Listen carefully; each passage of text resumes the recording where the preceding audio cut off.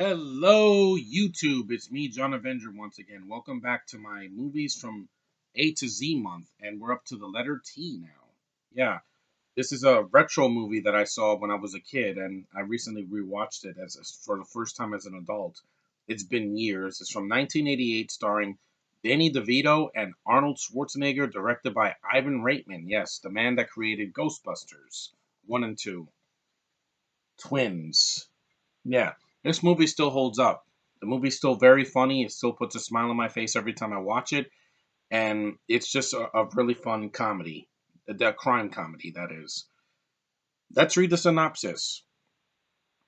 Unlikely twins Arnold Schwarzenegger and Danny DeVito, who were separated at birth, the core of the film is the contrast between the streetwise Vincent and the intelligent but naive Julius. Yeah, that's pretty much it. And they basically meet each other years later when they're adults. Whatchamacallit, Danny DeVito's kind of a schemer that likes to worm himself out of every situation. And Arnold's the more, calm, light-headed guy that, goes with the flow of life. This movie came out in December of 1988, done by Universal, and it's 107 minutes. It's a little bit long. There's some scenes that could have been trimmed out, like especially in the beginning when Danny DeVito's having an affair with a woman that's never brought up again in the movie. And there's some scenes in restaurants or whatever that could have easily been cut out, just in my opinion, just to make the pacing go faster. This movie was a massive hit in 1988. This is for back in the day. The film made $216 million worldwide on a budget of 18. That's almost Joker money in a comedy. That's insane. That's almost as much. That costs less than Hangover, and it's way funnier. I know, and this is a PG movie, so yes, your family can watch it. There's not too much in the film that's going to cause them to like run away. I mean, it basically would have been a PG-13 now because of the curse words, but back in 1988 they used to say the S word and the B word and A word in comedies, especially in the early to late 80s. Now PG movies are animated, so and you know also this movie does not need a sequel. It's been way too long. Arnold is too old, Danny DeVito's too old, and Eddie Murphy just recently got back into acting and is doing fine with Dolomite. I don't want to see a sequel. It ended on a high note. We don't need to do a triplets 35 years later where the actors are old and passing the torch. I'm like, no, I've seen Force Awakens, guys. I know how this is going to end. Arnold and Danny DeVito are either going to be dead or they're going to be underused, and I don't need that. This movie is fine the way it is. It is a cinematic, comedic gem that can't be duplicated, no matter how, even if you get the actors back. Did you see Dark Fate? Did you see Terminator Genesis? An Arnold movie's not going to work if he's not the lead front and center, if you have all these other distractions. And Danny DeVito, the last movie he did was what? That Jumanji sequel that he was also underused in? But anyway, instead of taking their usual salaries, Schwarzenegger and DeVito both agreed with the studio to take 20% of the film's box office returns, which resulted in them receiving the biggest paychecks of their movie careers.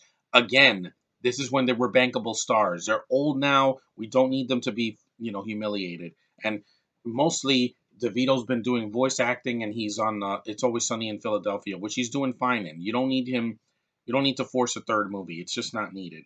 There's also other familiar faces in this movie, which I really like. You have Kelly Preston, yeah. John Travolta's wife plays Marnie. She falls for Arnold like instantly because she likes a big muscle guy. I guess a man.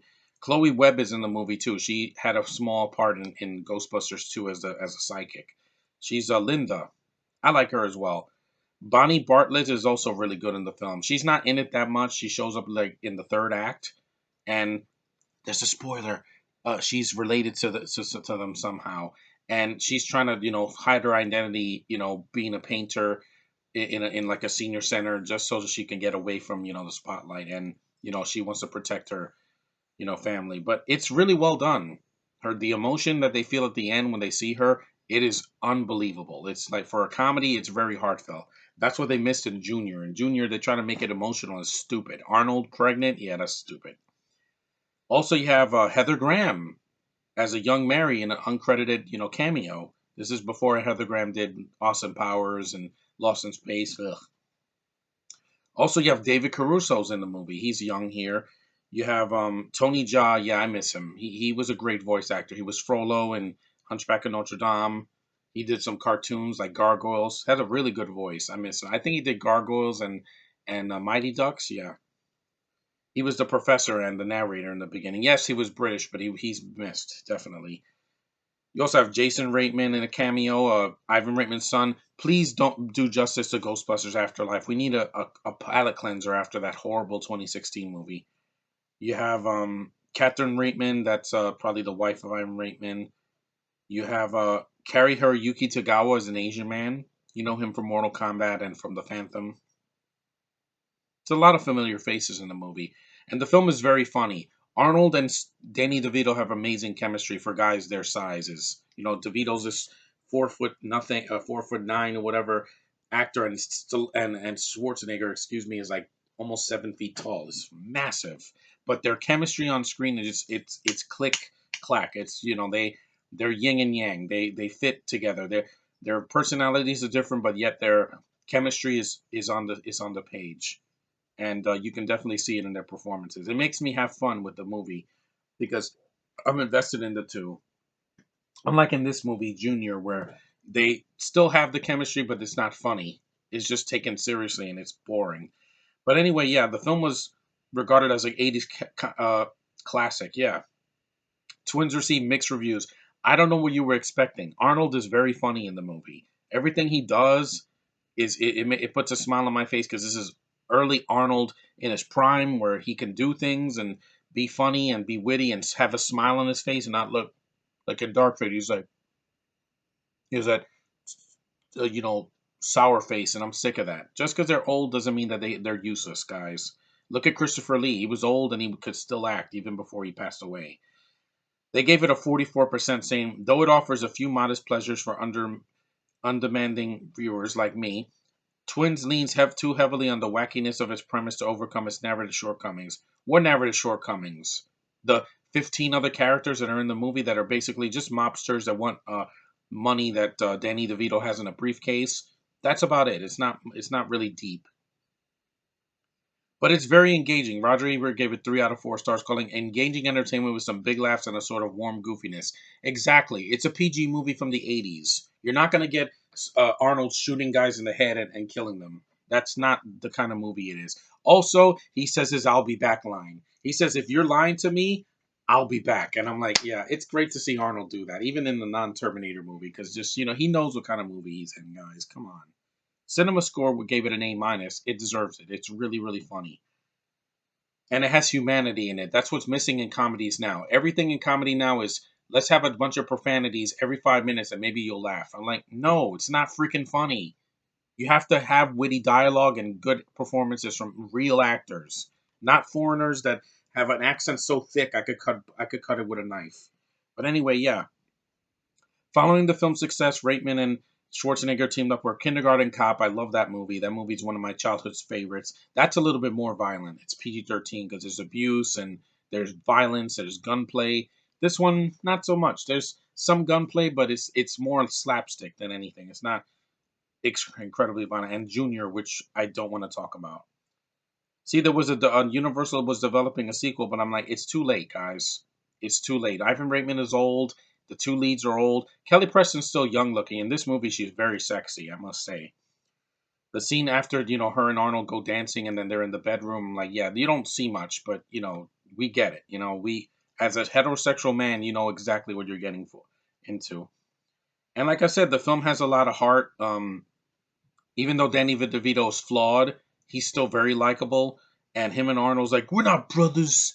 And but he at the end he warms up to him, saying, "Yeah, this is my brother. You mess with him, you mess with me." Yeah, I love that scene in the elevator when that's hilarious. Where Arnold like throws the guy into the elevator. That's just great because Arnold's still a massive man and he's very likable. And like I said, he has a lot of optimism. Arnold, he's on the plane. There's a scene where he's on the plane, like in Commando, and he's listening to a song. What was it? Yakety Yak, Don't Come Back. That song was in a lot of movies in the '90s. I noticed because it was in the trailer for Mr. Nanny. It was in Andre. It was and it's an old song. It wasn't from the '90s, but it's a song that still makes me smile. And look at this. Julius is turned 35 in this movie. That's how old I am. And yeah, and the film is just, it flows really well. There's some, like I said, some padding to make it a little bit long, but when the laughs are there, it just hits bullseyes for me. And for after seeing crappy comedy after crappy comedy in the 2000s and the 2010s, this is a breath of fresh air. And it's Arnold in his prime, guys. You can't do better than that. And it's also Danny DeVito in his prime, and he's Italian, not Jewish. Jumanji, the next level. He's a Italian from Jersey, like Harley Quinn except less annoying, And it's a great accent. I love it. It's just, And he says money talks and bullshit walks. Indeed, that's how Hollywood's been for the past 10 years. That's why their movies are tanking this year. Not one movie in 2020 has made $1 billion. Not just because Corona, because again, you didn't release enough good movies. All you had was Bad Boys 3 and Sonic. That's it, in my opinion. But yeah, Twins is a fun movie. If you've never seen it, watch it. It's hilarious. It's got the two leads have great chemistry. Kelly Preston is beautiful. Chloe Webb is attractive and good in the movie. She has a lot of sense, to be with Danny DeVito.